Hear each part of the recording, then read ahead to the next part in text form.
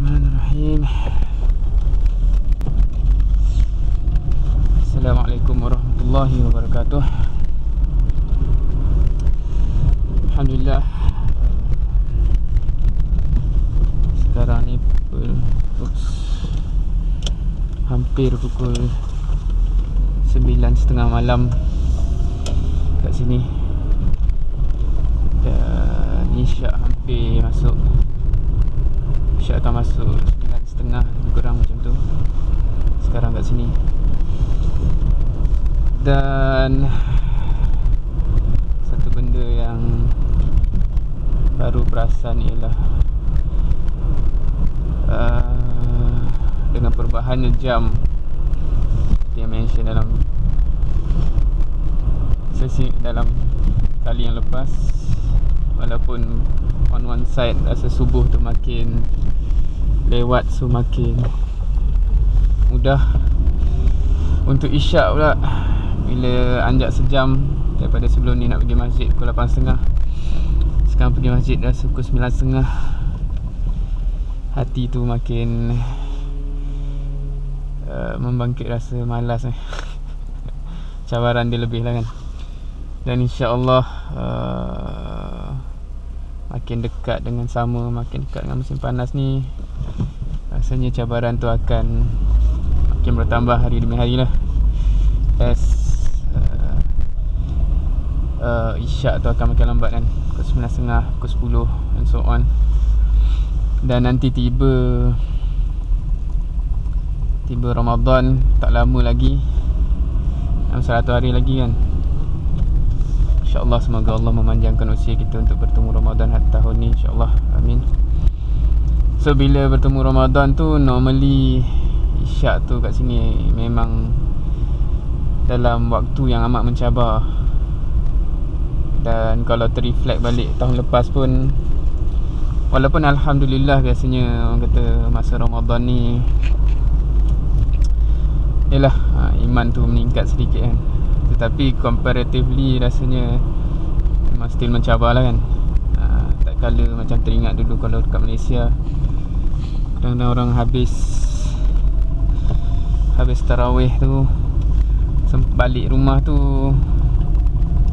sempat lagi beberapa jam tengok TV kan. Kadang-kadang lah, bukan kata-kata benda tu bagus, tapi nak kata ada orang masih boleh sempat untuk rutin yang sedemikian. Dan kat sini tu kalau habis tarawih tu biasanya pukul 12 macam tu kan, which is something yang duga iman lah. So insyaAllah harapnya persediaan tu dimulakan dari sekarang, membiasakan diri kita untuk mampu menundukkan nafsu ya, memang senantiasa menggoda lah untuk menjatuhkan kita kepada kelalaian. Na'udzubillah.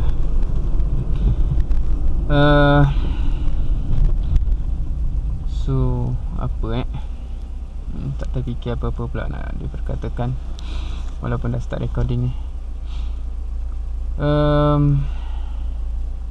Itulah kan, bila terfikir kepada ujian-ujian macam ini, sama seperti yang telah disebut tersembang sebelum ni,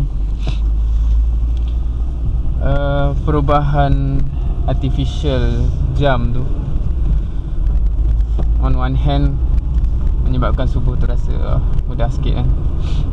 On the other hand, rasa isyak tu lambat ni nak keluar kan. Dan bila balik tu, sebelum ni rasa bila balik dalam pukul 9 tu rasa ada macam tempoh yang banyak untuk buat kerja. Now balik dalam pukul 10 lepas isyak sampai rumah dalam pukul 10 tu rasa macam dah mood nak bekerja tu berbeza kan.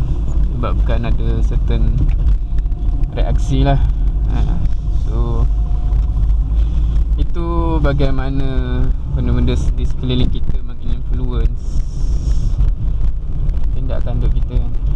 Even something as artificial as number at dekat jam gitu kan. So amat penting lah untuk kita menyusun dalam benda-benda yang kita boleh, benda-benda yang influence kita tu benda yang positif rather than negatif.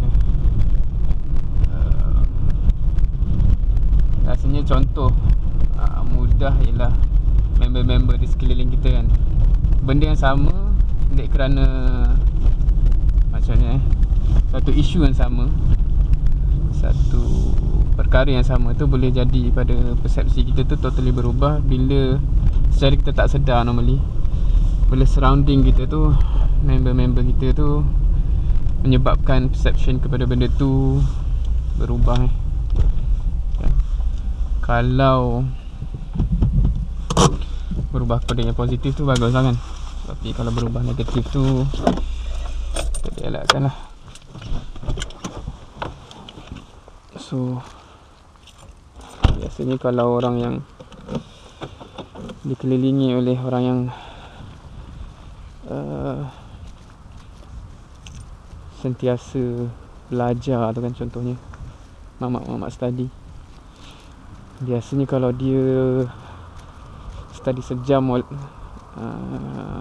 dan member dia jenis study 3 jam, dia akan rasa dia kurang lah study kan. Menyebabkan dia terpanggil untuk merasa kurang dan kalau dia react secara positif dia akan tambah lah. Tetapi kalau dia study sejam tapi member-member semua jenis tak study, main game, tengok TV je, so dia akan terasa dah cukup banyak lah kan. So begitu juga dalam bab-bab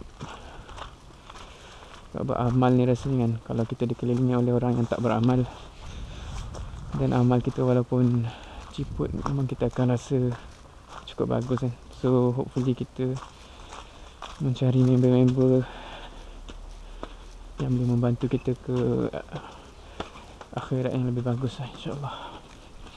So Allah alam. Dah sampai masjid.